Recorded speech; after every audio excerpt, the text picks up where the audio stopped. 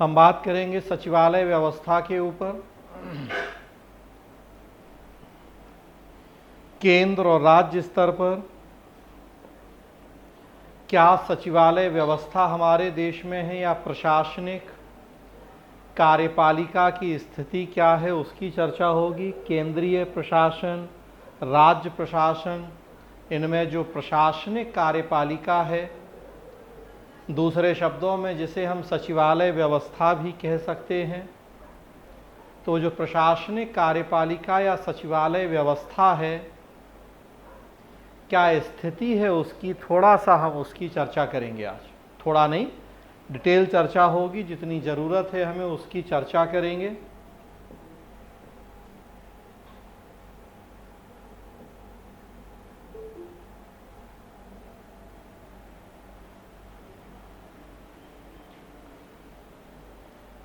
तो शुरू करते हैं क्लास आज की। भारत में हमने संघात्मक शासन व्यवस्था अपनाई है और साथ में संसदीय शासन व्यवस्था को भी अपनाया गया है। संघात्मक शासन व्यवस्था का परिणाम है कि हमारे देश में दो स्तरों पर शासन का संचालन है, केंद्र स्तर और राज्य स्तर।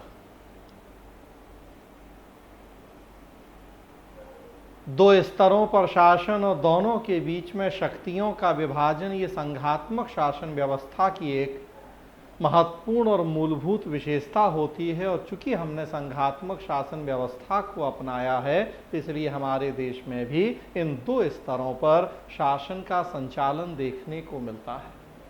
हमने दोनों स्तरों पर संसदीय शासन व्यवस्था को अपनाया है। परिणाम है कि दोनों स्तरों पर दो प्रधान या मुखिया का अस्तित्व पाया जाता है। केंद्र में भी दो प्रधान या मुखिया हैं और राज्य में भी दो प्रधान या मुखिया का अस्तित्व है। केंद्र में देखें तो राष्ट्रपति है, मंत्रिपरिषद और प्रधानमंत्री भी है। राज्य में राज्यपाल है, मंत्रिपरिषद और मुख्यमंत्री भी है। राष्ट्रपति या राज्यपाल राज्य के प्रधान या नाम मात्र के प्रधान हैं, जबकि मंत्री परिषद और प्रधानमंत्री या मंत्री परिषद और मुख्यमंत्री शासन या सरकार के प्रधान हैं या वास्तविक प्रधान की संज्ञा को प्राप्त करते हैं। संसदीय शासन की एक मूलभूत विशेषता होती है ये दो प्रधान या मुखिया का अस्तित्व। चूंकि भारत में केंद्र स्तर पर भी संसदीय शासन व्यवस्था है और राज्य स्तर पर भी, इसलिए दोनों स्तरों पर दो प्रधान या मुखिया का अस्तित्व है।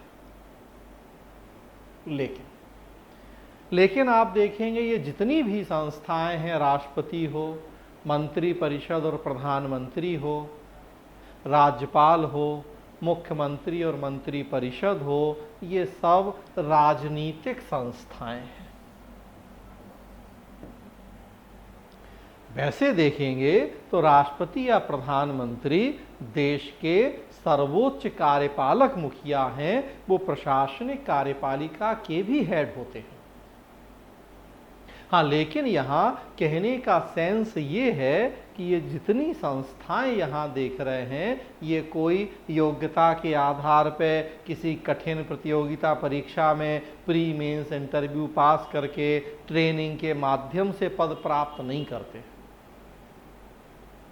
ये सब पॉलिटिकल नेचर की संस्थाएं हैं, राजनीतिक कार्यपालिका का अंग हैं। उस संदर्भ में ये बात कही जा रही है।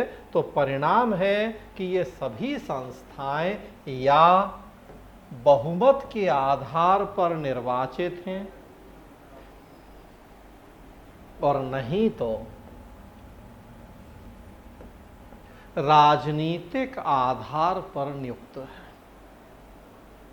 जितनी भी ये संस्थाएं आप देखेंगे या बहुमत के आधार पर निर्वाचित और या राजनीतिक आधार पर नियुक्त। हम एमपीज, एमएलएस को बहुमत के आधार पर निर्वाचित करते हैं, उन्हीं में से फिर मंत्री बनते हैं, प्रधानमंत्री, मुख्यमंत्री बनते हैं। राष्ट्रपति भी निर्वाचित हैं, अप्रत्यक्ष तरीके से उनका निर्वाचन होता है एमपीज एमएलएस के द्वारा।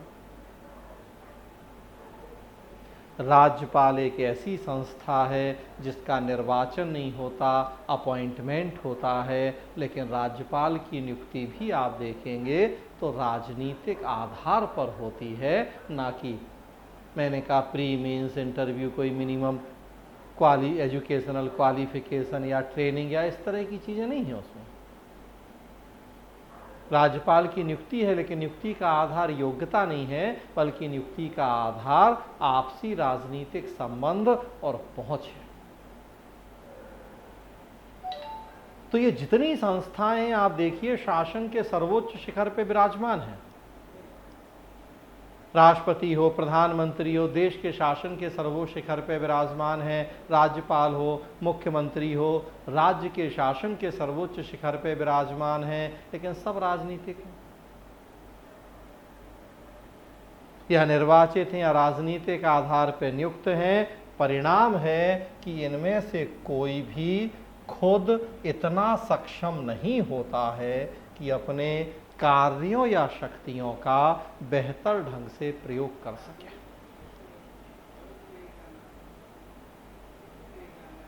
हो सकता है कि बहुत पढ़े लिखे, बहुत योग्य लोग राष्ट्रपति, राज्यपाल बने या प्रधानमंत्री, मुख्यमंत्री बने या मंत्री, लेकिन इसकी कोई अनिवार्य रूप से बाध्यता नहीं है कि ऐसे लोग ही इन पदों पे आएंगे। एक निरक्षर व्यक्ति भी देश का राष्ट्रपति या राज्य का राज्यपाल बन सकता है अगर चुन लिया गया है, या राजनीतिक पहुंच अच्छी है और नियुक्त हो गया है। एमपी, एमएलए, सीएम, पीएम के लिए भी कोई ऐसी मिनिमम एजुकेशनल क्वालिफिकेशन डिसाइड नहीं है हमारे देश में। और चलिए अगर स्कूल कॉलेज की डिग्रियां हैं भी तो कोई ट्रेनिंग नहीं है। स्कूल कॉलेज की डिग्रियां भी खैर कैसे मिलती हैं, तो फिर ट्रेनिंग से चीज़ें निखरती हैं, सुधरती हैं, तो उन सब के भी कोई इंतजाम नहीं है।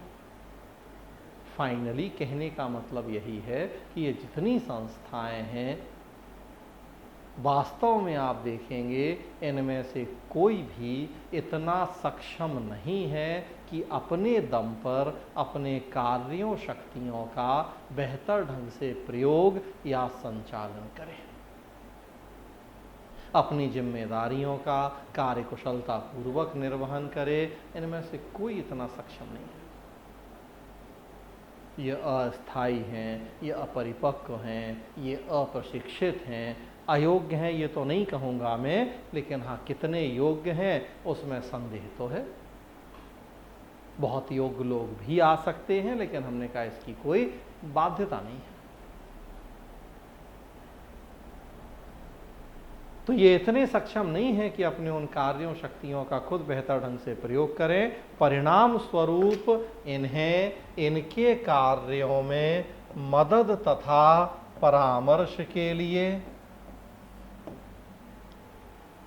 कार्यों के बेहतर ढंग से संचालन के लिए कुछ सहयोगी संस्थाओं या अभिकरणों की आवश्यकता होती है।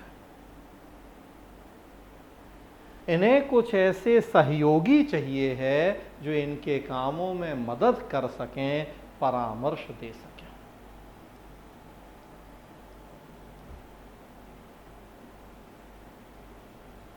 वैसे भी ये 10, 20, 50, 100 लोग तो नहीं चला सकते पूरा देश या पूरा राज्य।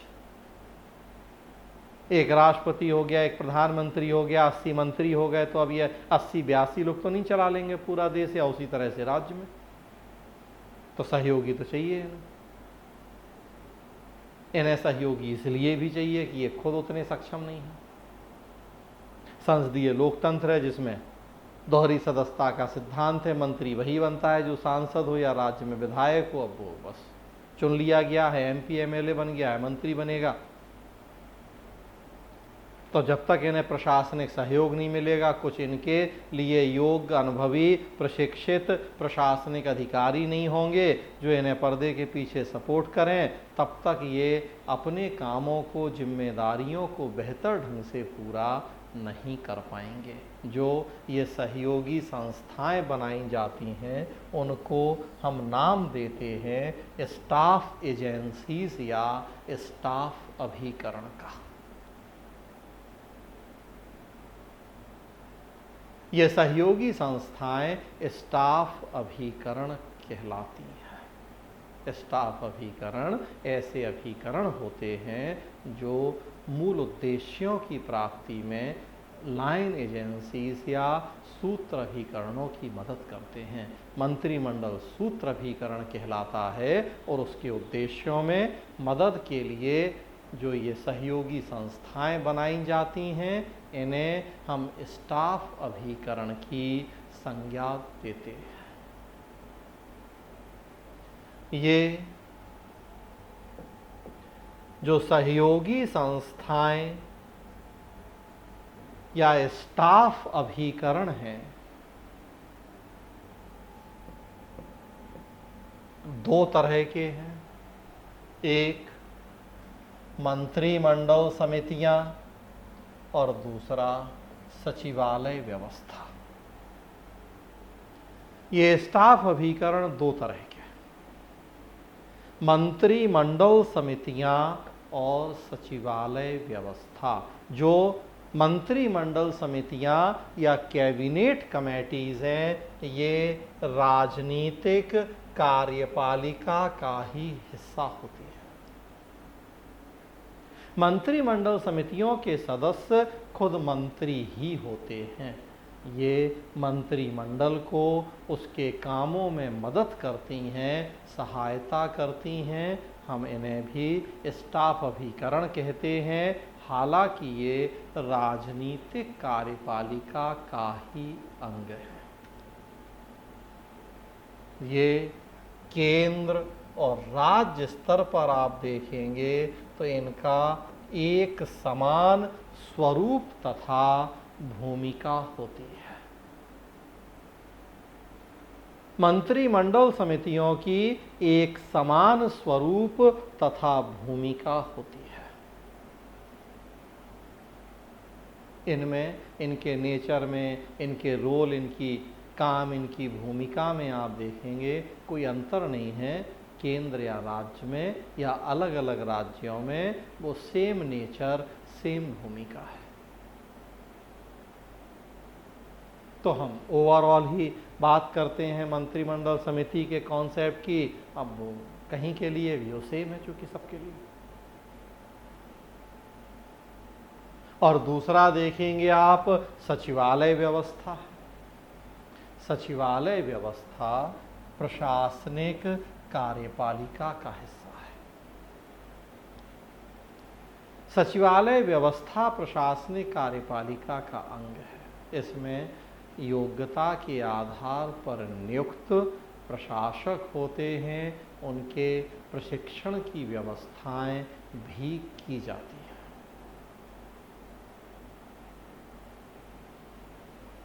तो जो ये सचिवालय व्यवस्था है या प्रशासनिक कार्यपालिका, इसमें केंद्र और राज्य स्तर पर कुछ अंतर देखने को मिलता है।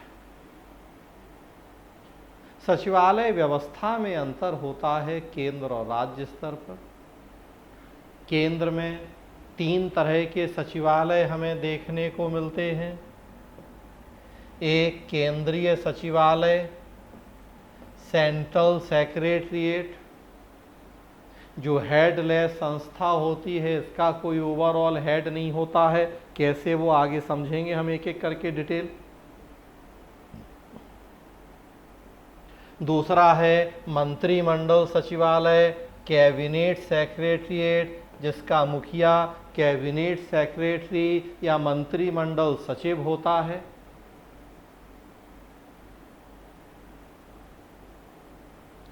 और तीसरा है प्राइम मिनिस्टर ऑफिस या प्रधानमंत्री कार्यालय, जिसका मुखिया प्रधान सचिव होता है। केंद्र में ये 3 अलग अलग सचिवालय देखने को मिलते हैं। केंद्रीय सचिवालय, मंत्रिमंडल सचिवालय और प्रधानमंत्री कार्यालय।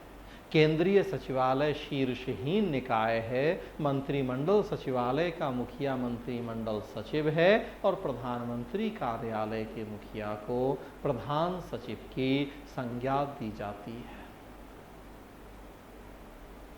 राज्य में हमने क्या किया है, राज्य में इन तीनों सचिवालयों का एकीकरण कर दिया गया है और राज्य में बस केवल एक राज्य सचिवालय होता है जिसका मुखिया मुख्य सचिव है।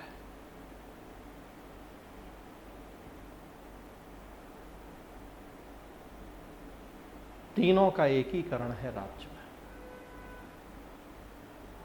हम कह सकते हैं, देखिए यहाँ लिखा है कि राज्य सचिवालय बराबर केंद्रीय सचिवालय प्लस मंत्रिमंडल सचिवालय प्लस प्रधानमंत्री कार्यालय।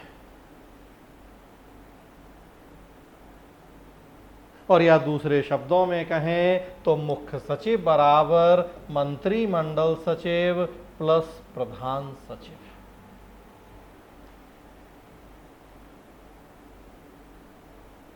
केंद्र में 3 सचिवालय, राज्य में तीनों का एकीकरण। उसी तरीके से इनके जो हेड हैं, केंद्रीय सचिवालय का कोई हेड है नहीं, मंत्रिमंडल सचिवालय और प्रधानमंत्री कार्यालय के जो हेड हैं उनको मिला दें तो राज्य का मुख्य सचिव या चीफ सेक्रेटरी होता है। मतलब आप यहाँ देख भी सकते हैं, पढ़ेंगे भी आगे हम, कि जो राज्य का चीफ सेक्रेटरी या मुख्य सचिव होता है वो केंद्र के मंत्रिमंडल सचिव या कैबिनेट सेक्रेटरी से ज़्यादा शक्तिशाली होता है।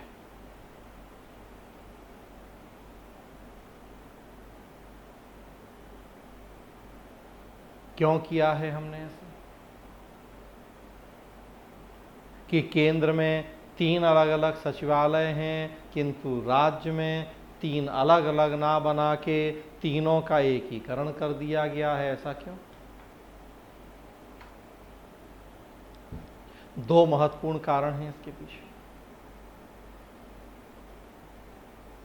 एक कारण आप देखेंगे कि जितने महत्व के विषय संघ सूची में हैं या केंद्र सरकार के पास हैं, उतने महत्व के विषय राज्य सूची में नहीं हैं या राज्य सरकार के पास उतने महत्व के विषय नहीं हैं। हम देखते हैं संविधान की अनुसूची 7 के तहत हमने केंद्र और राज्य के बीच में शक्तियों का बंटवारा किया है, संघ सूची, राज्य सूची और समवर्ती सूची के माध्यम से। संघ सूची में ज़्यादा विषय हैं, उनका महत्व भी ज़्यादा है। राज्य सूची में विषय भी कम हैं और उनका महत्व भी कम है। तो जब राज्य के पास विषय भी कम है, उनका महत्व भी कम है, तो फिर वहाँ 3 अलग अलग सचिवालयों की स्थापना की जरूरत नहीं समझी गई है। पहली बात। और दूसरी बात कि केंद्र की तुलना में राज्यों की वित्तीय स्थिति भी खराब है। जितनी अच्छी स्थिति केंद्र की है उतनी राज्य की नहीं है। केंद्र की भी खराब है, लेकिन अगर केंद्र और राज्य को कंपेयर करें तो राज्यों की फाइनेंशियल जो वित्तीय हालत है वो ज़्यादा खराब है।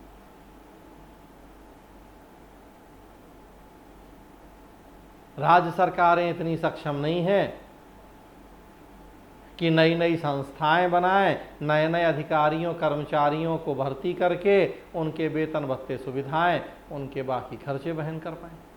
जो वर्तमान अधिकारी कर्मचारी हैं समय पर,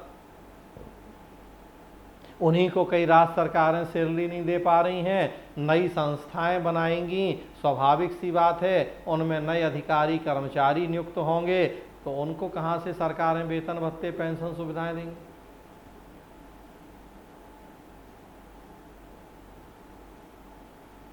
जो ये हम संस्थाएं बात कर रहे हैं, मंत्रिमंडल सचिवालय या प्रधानमंत्री कार्यालय, तो ये पूरे पूरे संस्था हैं जिनमें एक एक संस्था में हजारों लोग काम करते हैं। तो एक व्यक्ति नहीं है, पूरी टीम, पूरी बारात होती है। एक नई संस्था बना देने का मतलब कि नाना करते भी कम से कम 150 आदमी का स्टाफ। अब उतने लोगों की सैलरी, बाकी सारे उनके ऑफिस से लेके सब खर्चे सुविधाएं, राज्यों की माली हालत इतनी बेहतर नहीं है।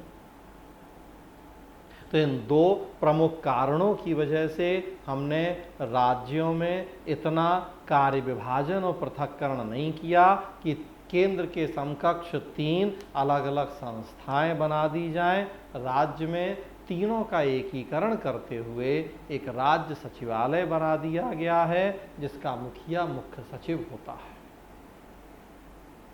हालांकि यहाँ ये भी ध्यान रखना है कि जो ये पूरी व्यवस्था है, चाहे समितियों की व्यवस्था हो और चाहे सचिवालय व्यवस्था हो, मतलब स्टाफ अभिकरणों की व्यवस्था, ये संवैधानिक नहीं है।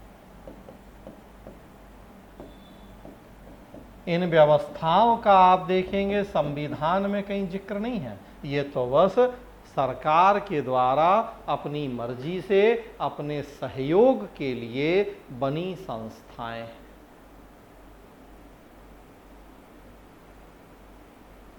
सरकार के द्वारा अपनी मर्जी से अपने सहयोग के लिए बनी संस्थाएं हैं। तो सरकारें चाहें तो इन संस्थाओं को घटा सकती हैं, बढ़ा सकती हैं। कहने का मतलब कि राज्य सरकार चाहे तो वो राज्य सचिवालय के अलावा और सहयोगी संस्थाओं की स्थापना भी कर सकती है। प्रधानमंत्री कार्यालय की तर्ज पे मुख्यमंत्री कार्यालय बनाया जा सकता है, या केंद्र के मंत्रिमंडल सचिवालय की तर्ज पे राज्य में भी मंत्रिमंडल सचिवालय की स्थापना की जा सकती है। समय समय पर कई राज्यों में हमें इस तरह की संस्थाओं की स्थापना देखने को मिलती भी है। कई राज्यों में मुख्यमंत्री कार्यालय देखने को मिलते हैं, चीफ मिनिस्टर ऑफिस। कहीं कहीं यूपी में जब मायावती मुख्यमंत्री थीं, उन्होंने केंद्र के मंत्रिमंडल सचिवालय की तर्ज पे राज्य में मंत्रिमंडल सचिवालय बनाए। तो चूंकि कोई संवैधानिक बाध्यता तो है नहीं कि नहीं आप एक ही संस्था बनाएंगे, 2 और 3 नहीं बनाएंगे। राष्ट्रपति, प्रधानमंत्री, मुख्यमंत्री तो संवैधानिक संस्थाएं हैं, संवैधानिक बाध्यताएं हैं, उन्हीं के अकॉर्डिंग काम होना है। लेकिन ये प्रशासनिक सहयोगी हैं, स्टाफ अभिकरण हैं, सरकार की मर्जी से बने संस्थाएं हैं। तो सरकार की मर्जी है, इनको बनाए नहीं बनाए, एक की जगह 4 बनाए, 2 बनाए। केंद्र भी चाहे 3 की जगह 13 कर ले, जरूरत है तो, सक्षम है तो। राज्य भी चाहें तो राज्य सचिवालय के अलावा मुख्यमंत्री कार्यालय अलग से बना लें, मंत्रिमंडल सचिवालय अलग से बना लें, या कोई और नई संस्था बनाना हो बना लें। उनकी मर्जी है, अगर उन्हें ज़रूरत लग रही है और उनकी जेब उन्हें परमिट कर रही है तो केंद्र में 3 अलग अलग सचिवालय बनाए गए हैं। राज्य में इन तीनों का एकीकरण कर दिया गया है। तीनों को मिला के बस एक राज्य सचिवालय की ही स्थापना की गई है। इसीलिए हम बात कर रहे हैं राज्य सचिवालय बराबर केंद्रीय सचिवालय प्लस मंत्रिमंडल सचिवालय प्लस प्रधानमंत्री कार्यालय, मुख्य सचिव बराबर मंत्रिमंडल सचिव प्लस प्रधान सचिव। इस सेक्शन का एक काफ़ी महत्वपूर्ण मुद्दा यही है कि राज्य का मुख्य सचिव केंद्र के मंत्रिमंडल सचिव से ज़्यादा ताकतवर है। वैसे हम देखते हैं कि जो केंद्र का मंत्रिमंडल सचिव या कैबिनेट सेक्रेटरी है, पूरे देश का जो सबसे वरिष्ठ नौकरशाह होता है, सबसे सीनियर आईएएस उसे बनाया जाता है। वहीं जो राज्य का चीफ सेक्रेटरी या मुख्य सचिव है, वो राज्य में जो सबसे सीनियर आईएएस होता है उसे बनाते हैं।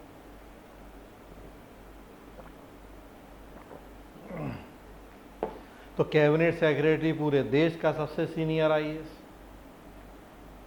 चीफ सेक्रेटरी संबंधित राज्य का सबसे सीनियर आईएएस, उसके बाद भी राज्य के मुख्य सचिव के पास ज़्यादा शक्तियां हैं बजाय केंद्र के मंत्रिमंडल सचिव के। क्यों ऐसा हुआ है वो हम फिर देखेंगे आगे।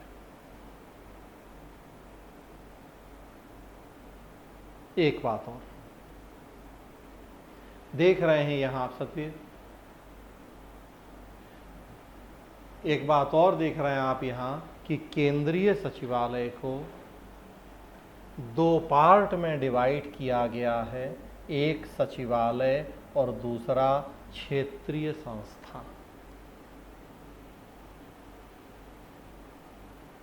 ये क्या है? और राज्य में अलग से एक आप देख रहे हैं राज्य निदेशालय। तो ये इतने 3 शब्द भी और आपको दिख रहे हैं इस स्क्रीन पे। बाकी जितने शब्द लिखे थे वो सब मैंने आपको बताया क्या है, क्यों है। 3 शब्द अभी और हैं।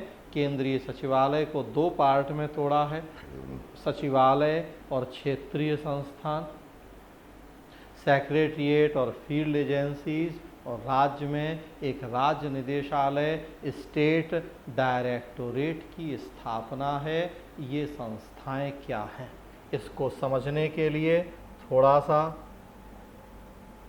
हम इस मुद्दे से हटके और एक मुद्दे की बात करेंगे, तब फिर वापस वहां पहुंचेंगे जहां अभी हम थे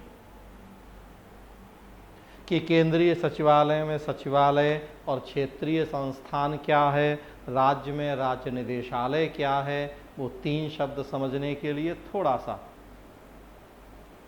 हम उस टॉपिक से हटके दूसरे टॉपिक पे आ रहे हैं, इसको थोड़ा देखें समझें और तब वापस फिर वहीं चलेंगे। तो यहाँ अब स्क्रीन पे आपको दिख रहा है सरकार के मंत्रालय एवं विभाग। क्या अर्थ है मंत्रालय एवं विभाग का? तो जनरली हम मंत्री परिषद या मंत्रिमंडल शब्द की चर्चा करते हैं काउंसिल ऑफ मिनिस्टर्स या कैबिनेट। जो मंत्री परिषद या मंत्रिमंडल है उसका मतलब है सरकार के विभिन्न मंत्रालयों और विभागों का समूह या समुच्चय। सरकार के विभिन्न मंत्रालयों को ही हम सामूहिक रूप से मंत्रिमंडल या मंत्री परिषद की संज्ञा देते हैं। अलग अलग मंत्रालयों के अलग अलग मंत्री हैं, गृह मंत्री, रक्षा मंत्री, विदेश मंत्री, शिक्षा मंत्री, स्वास्थ्य मंत्री, उन सबको संयुक्त रूप से मंत्रिमंडल, और या उनमें राज्य मंत्रियों को भी शामिल कर लिया जाए तो उन्हें हम मंत्री परिषद काउंसिल ऑफ मिनिस्टर्स की संज्ञा देते हैं।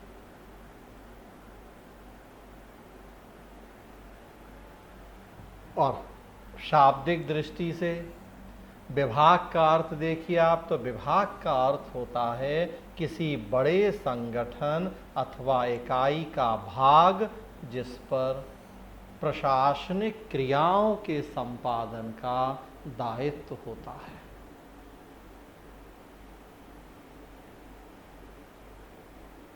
विभाग किसी बड़े संगठन अथवा इकाई का भाग जिस पर प्रशासनिक क्रियाओं के संपादन का दायित्व हो उसे हम कहते हैं विभाग। भाग किसी बड़ी इकाई का भाग। वित्त मंत्रालय है, वित्त मंत्रालय मंत्रालय हो गया, मिनिस्ट्री ऑफ फाइनेंस, उसे हमने 5 बड़े बड़े विभागों में बांटा है। व्यय विभाग, वित्तीय मामलों का विभाग, आर्थिक विभाग, दीपम, तो इस तरह से 5 विभागों में बांटा है। गृह मंत्रालय उसके कुछ विभाग हैं। तो किसी बड़े संगठन अथवा इकाई का जो भाग होता है उसको हम विभाग कहते हैं। प्रशासनिक क्रियाओं के संपादन का दायित्व होता है। लिखा है देखिए कि भारतीय संविधान के अनुच्छेद 77(3) के अनुसार आर्टिकल 77(3) के अनुसार राष्ट्रपति द्वारा प्रधानमंत्री के परामर्श पर मंत्रालय की स्थापना की जाती है और मंत्रियों को कार्य सौंपे जाते हैं। और किसी भी मंत्रालय के एक या एक से अधिक विभाग हो सकते हैं। वित्त मंत्रालय का उदाहरण मैं ले रहा हूं कि इतने बड़ा देश, इतनी बड़ी आबादी है, वित्तीय मामलों, आर्थिक मामलों की देखरेख और संचालन के लिए वित्त मंत्रालय है। हमने कार्यों की सुविधा के लिए उसे 5 विभागों में बांटा है। उसी तरह से और जितने बड़े बड़े मंत्रालय हैं आप देखेंगे, उन्हें भी हमने विभिन्न विभागों में विभक्त किया है।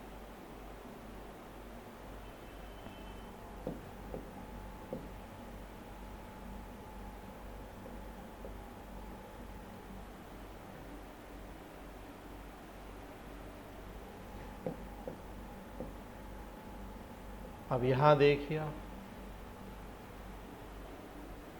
भारत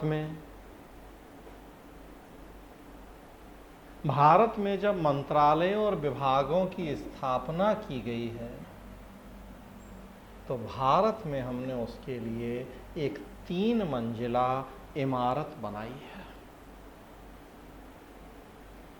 वित्त मंत्रालय, गृह मंत्रालय, शिक्षा मंत्रालय या स्वास्थ्य मंत्रालय हम बात कर रहे हैं, उनके अंतर्गत बहुत सारे विभाग हैं। भारत में जब हमने इन मंत्रालयों और विभागों की स्थापना की तो उसके लिए एक 3 मंजिला इमारत बनाई गई। भारतीय लोक प्रशासन के पितामह कहलाते हैं प्रोफेसर MP शर्मा। उनके अकॉर्डिंग हम बात कर रहे हैं। MP शर्मा का कहना था कि भारत में मंत्रालयों, विभागों की स्थापना करते समय एक 3 मंजिला इमारत बनाई गई है।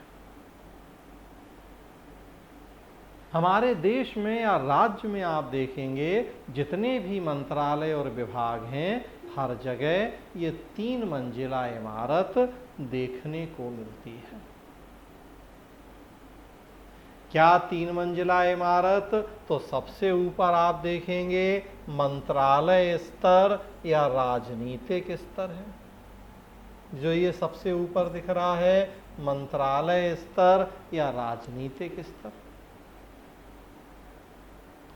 इसका मुखिया मंत्री होता है और इसका काम होता है नीति का निर्माण करना।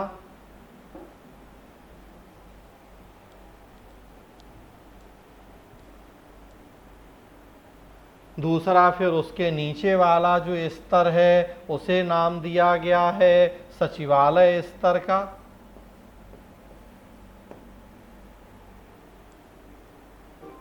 सचिवालय स्तर, उसका मुखिया सचिव होता है और उसका काम होता है नीति निर्माण में मंत्री को परामर्श देना।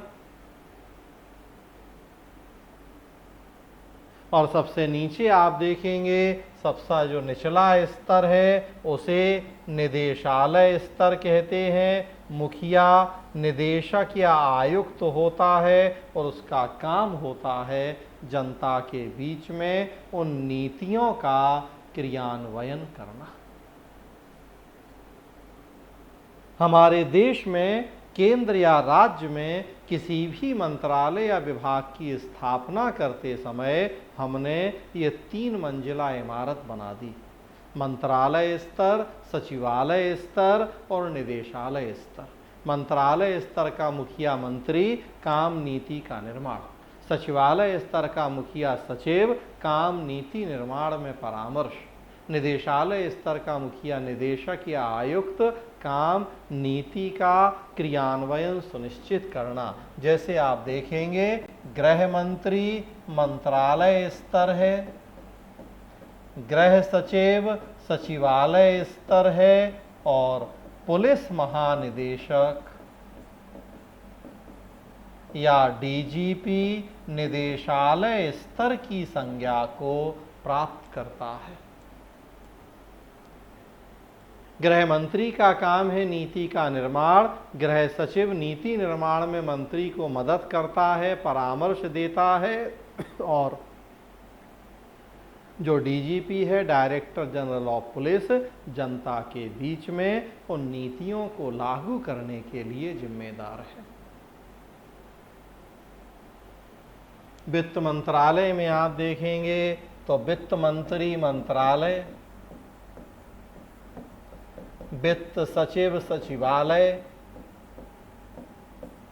और केंद्रीय प्रत्यक्ष कर बोर्ड निदेशालय स्तर की संज्ञा को प्राप्त करता है 3 मंजिला इमारत में। वित्त मंत्री नीतियां बनाएगा, वित्त सचिव निर्माण में मदद करेगा और केंद्रीय प्रत्यक्ष कर बोर्ड, सीमा शुल्क, उत्पाद शुल्क बोर्ड, जो इस तरह की संस्थाएं हैं, निदेशालय स्तर हैं, इनका काम उन नीतियों को लागू करना। जनता से देखिए टैक्स कलेक्ट करते हैं। जितने मंत्रालय और विभाग हैं सरकार के, केंद्र या राज्य में, आप देखेंगे वो इस 3 मंजिला इमारत के तहत बनाए गए हैं। मंत्रालय, सचिवालय और निदेशालय, 3 मंजिला इमारत। इन तीनों का अपना अलग अलग पद सोपानिक क्रम होता है। एक तो ये 3 मंजिला इमारत है जिसमें मंत्रालय सबसे ऊपर है, फिर सचिवालय है, फिर निदेशालय है। लेकिन हम केवल मंत्रालय की बात करें या केवल सचिवालय या निदेशालय की, तो इन तीनों का अपना अलग अलग पद सोपानिक क्रम होता है। देखिए आप यहाँ मंत्रालय स्तर का पद सोपानिक क्रम लिखा हुआ है।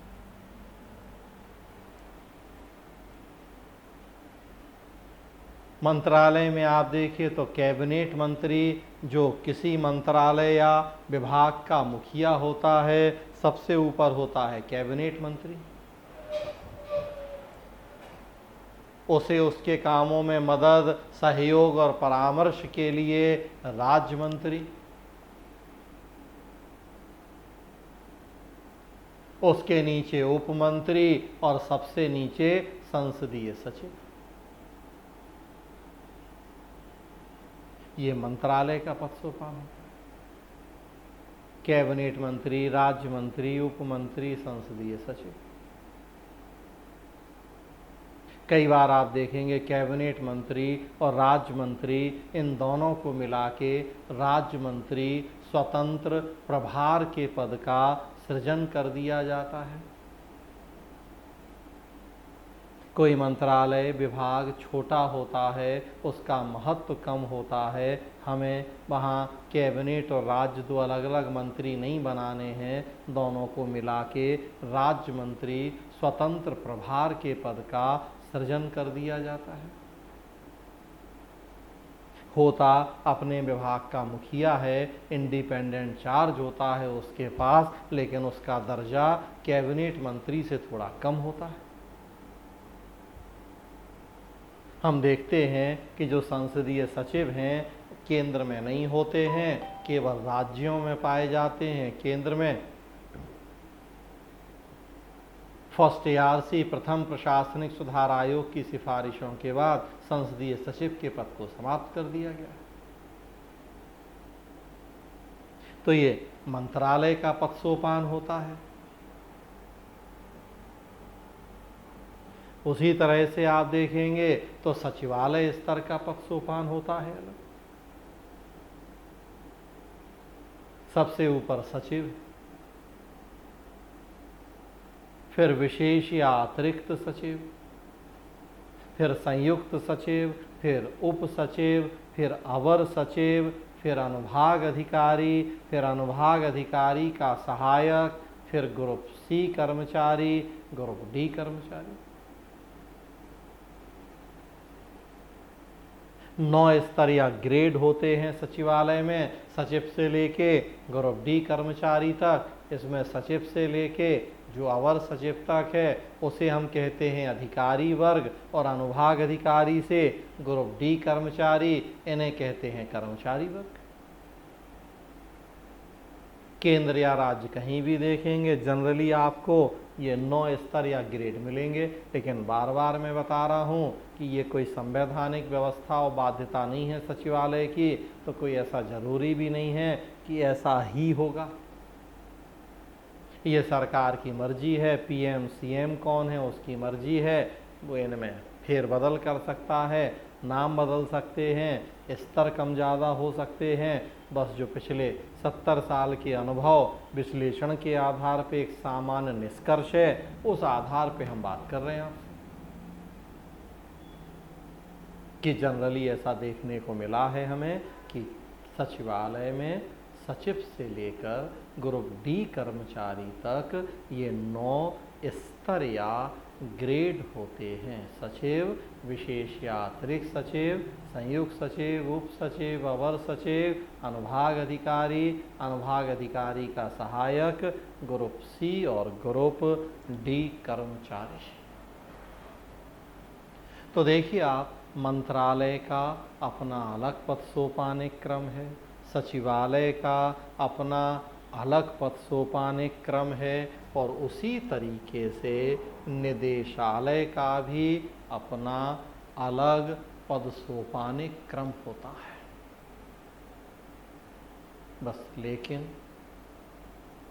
लेकिन जिस तरीके से मंत्रालय और सचिवालय का एक निश्चित पद सोपान है, केंद्र में भी लगभग वही है, हर राज्य में भी लगभग वही है, उस तरह से निदेशालय स्तर का कोई निश्चित पद सोपानिक क्रम नहीं होता है।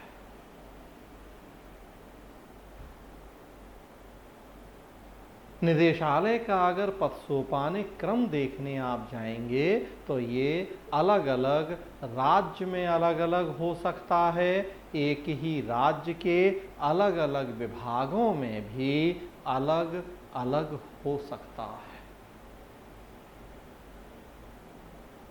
केंद्र में अलग, राज्य में अलग, अलग अलग राज्यों के अलग अलग विभागों में भी ये अलग अलग हो सकता है। यहाँ कोई निश्चित पद सोपानिक क्रम नहीं है।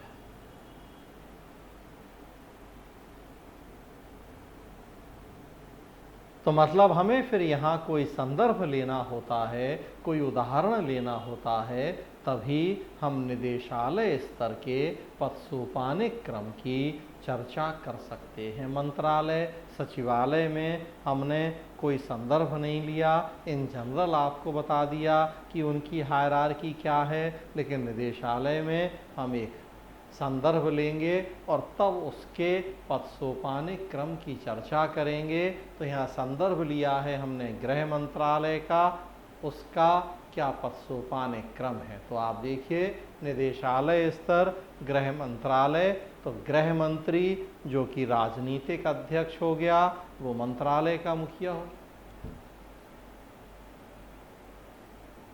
गृह सचिव सचिवालय स्तर हो गया, या दूसरे शब्दों में वो प्रशासनिक अध्यक्ष हो गया।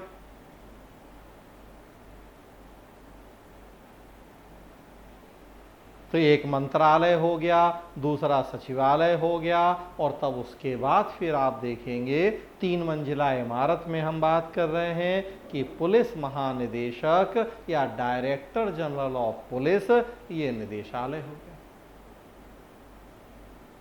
डीजीपी राज्य में निदेशालय का मुखिया होता है, उसका पद सोपान, हम उसका संदर्भ ले रहे हैं, तो उसका पद सोपान यहाँ दिख रहा है स्क्रीन पे आपको। सबसे ऊपर होता है DGP, director general of police, उसके नीचे ADGP, additional director general of police, अतिरिक्त पुलिस महानिदेशक, डीजीपी पुलिस महानिदेशक, ADGP additional director general of police, अतिरिक्त पुलिस महानिदेशक, फिर IGP inspector general of police या पुलिस महानिरीक्षक,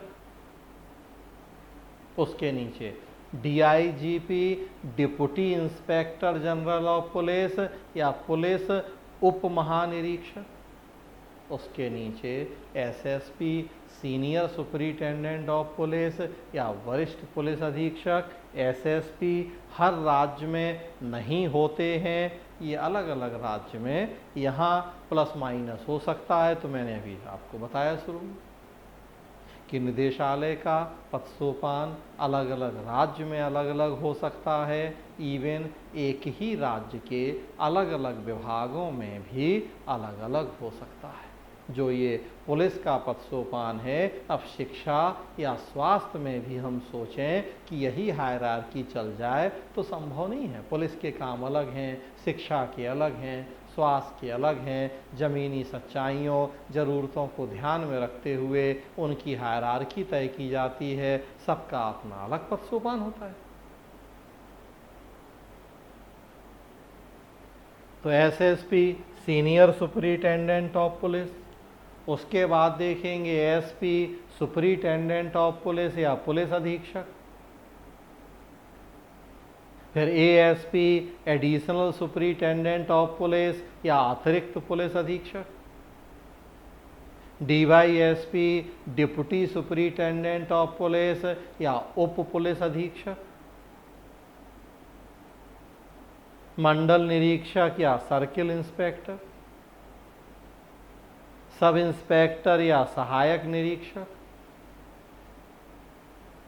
असिस्टेंट सब इंस्पेक्टर उप सहायक निरीक्षक, हेड कांस्टेबल और कांस्टेबल। तो इस तरीके से आप देखेंगे डीजीपी से लेके कांस्टेबल तक किसी राज्य पुलिस में इतने स्तर होते हैं। लेकिन अगेन फिर बता दूं कि ज़रूरी नहीं है कि हर राज्य में ये सभी स्तर होंगे।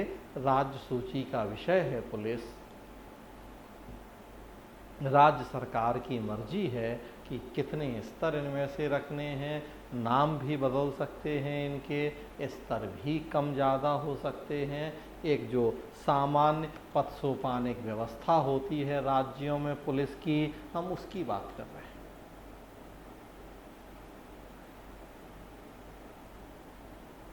तो देखिए 3 मंजिला इमारत है हमारे देश में। मंत्रालयों और विभागों की स्थापना करते समय जो हम देख रहे हैं, सबसे ऊपर मंत्रालय स्तर है, उसके नीचे सचिवालय स्तर है और उसके नीचे निदेशालय स्तर है। और फिर साथ ही साथ हम बात कर रहे हैं कि इन तीनों का अपना पृथक पृथक पदसोपानिक क्रम भी है। तो मंत्रालय, सचिवालय, निदेशालय, 3 स्तर। अब देखें जहां हम थे वापस वहीं चलें। मैंने बताया आपको यहाँ कि हमने केंद्रीय सचिवालय को, आप देख रहे हैं स्क्रीन पे, 2 भागों में बांटा है। एक है सचिवालय, दूसरा है क्षेत्रीय संस्थान। राज्य में राज्य निदेशालयों की स्थापना की गई है।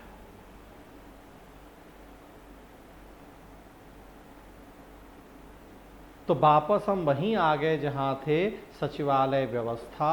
हम आपसे बात कर रहे हैं स्टाफ अभिकरणों या स्टाफ एजेंसीज की। हम देख रहे हैं कि कैसे केंद्र और राज्य स्तर पर प्रधानमंत्री, मंत्री, मुख्यमंत्री, इन सबको इनके कामों में मदद के लिए, सहयोग और परामर्श के लिए कई सहयोगी संस्थाओं या स्टाफ अभिकरणों की स्थापना की गई है।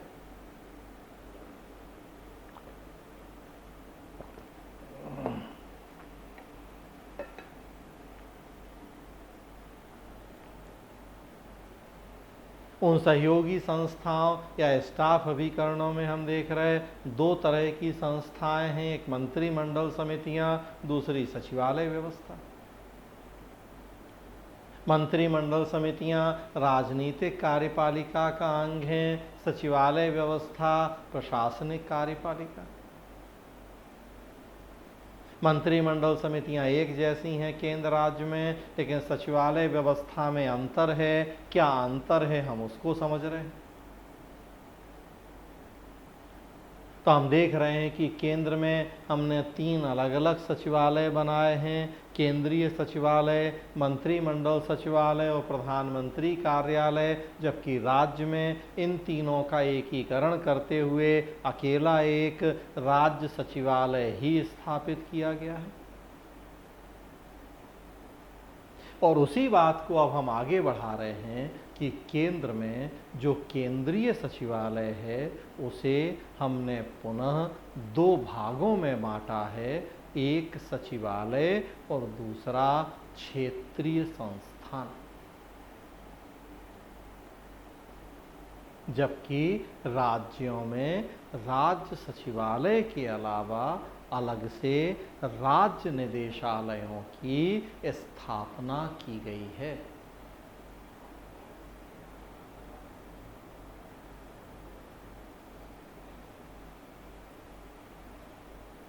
जो 3 मंजिला इमारत देख रहे हैं,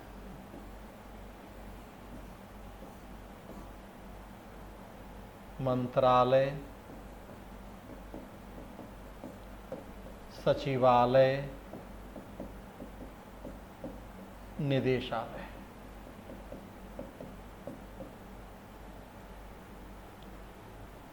तीनों के अलग अलग मुखिया और तीनों के अलग अलग काम देख रहे हैं। मंत्रालय का मुखिया मंत्री काम नीति का निर्माण, सचिवालय का मुखिया सचिव काम नीति निर्माण में परामर्श, और निदेशालय का मुखिया निदेशक या आयुक्त काम नीति का क्रियान्वयन। फिलहाल हम बात कर रहे हैं आपसे सचिवालय और निदेशालय की।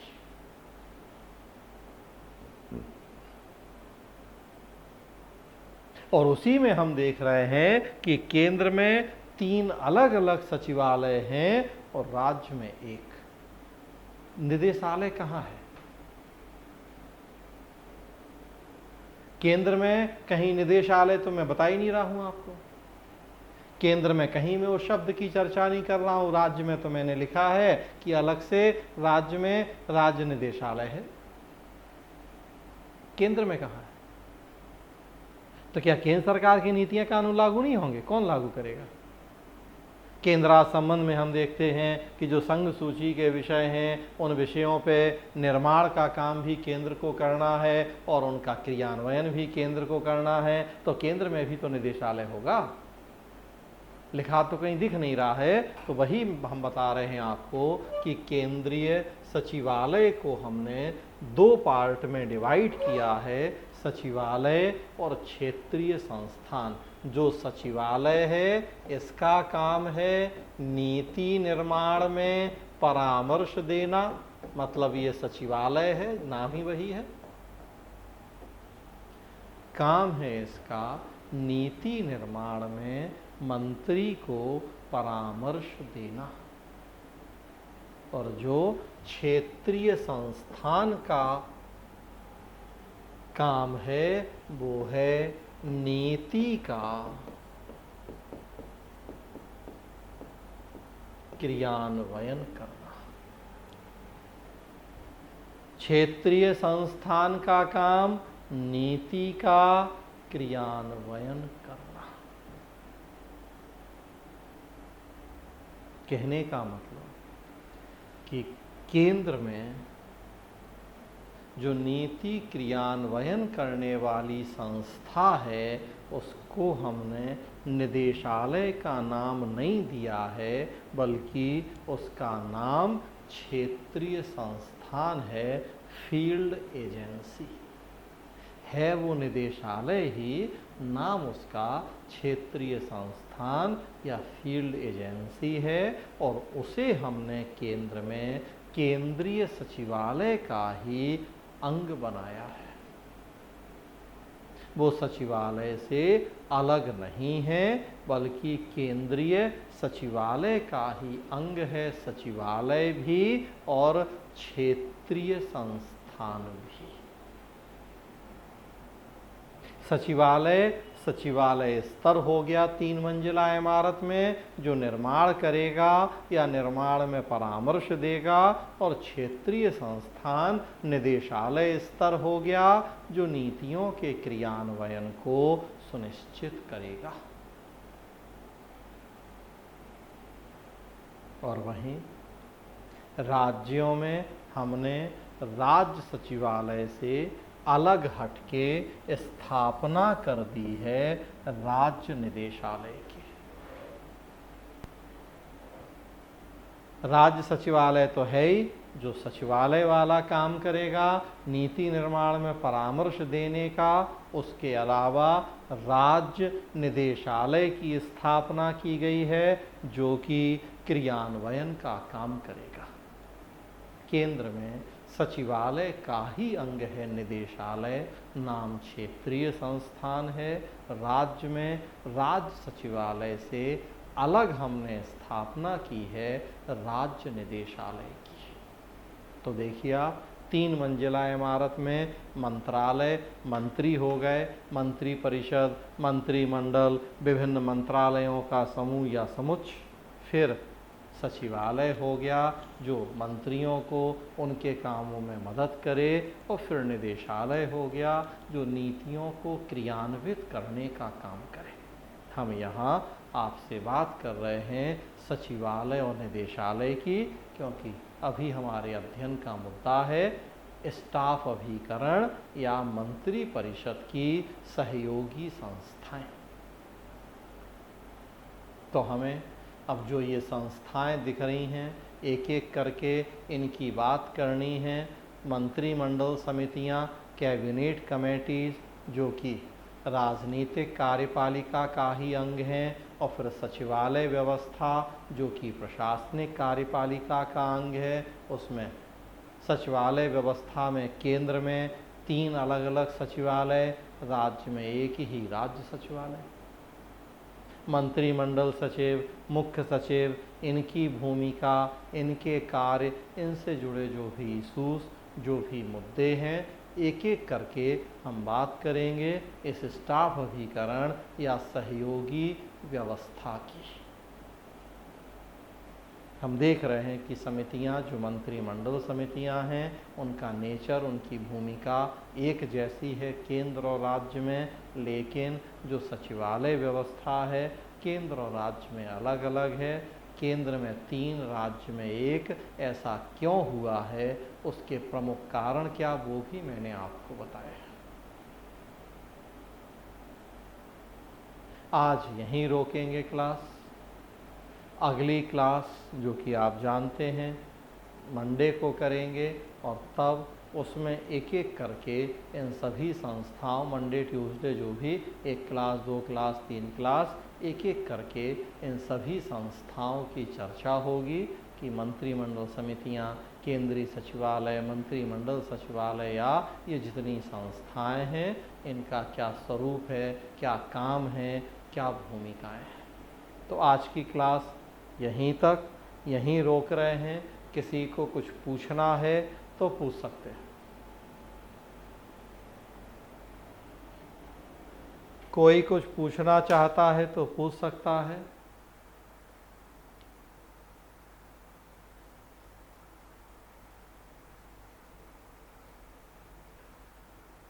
कुछ नहीं पूछना है तो चलिए आज यहीं रोक रहे हैं। आप लोग मीटिंग छोड़ सकते हैं। मंडे को मिलेंगे अगली क्लास। तो एक एक करके जो ये सारी संस्थाएं आप देख रहे हैं, एक एक करके उनकी बात होगी। आज यहीं तक, धन्यवाद।